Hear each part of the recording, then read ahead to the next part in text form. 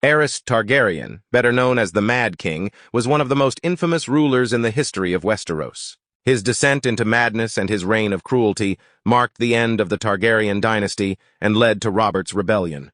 When Aerys first ascended to the Iron Throne, there was hope for a prosperous reign. His early years showed promise.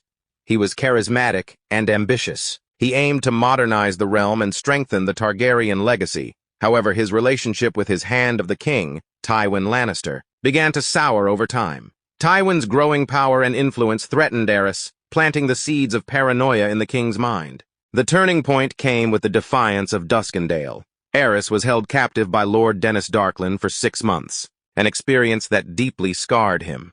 After being rescued by Sir Barristan Selmy, Aerys became increasingly erratic. He grew paranoid, cruel, and obsessed with fire. He began to see betrayal everywhere, even among his closest allies. His paranoia turned to sadism. Aerys became notorious for his public executions, burning people alive with wildfire, often exclaiming, "Burn them all!" His fascination with fire earned him the nickname, the Mad King. His cruelty extended to his family. He was abusive towards his wife, Queen Rhaella, and even began to suspect his own son Rhaegar of plotting against him.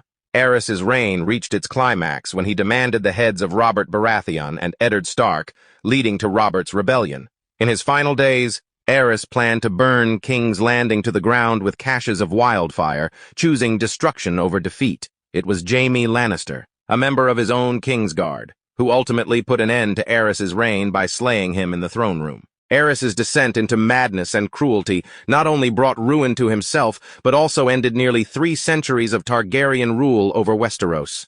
His reign serves as a dark chapter in the history of the Seven Kingdoms, a tale of how power, paranoia, and madness can consume even the most powerful rulers.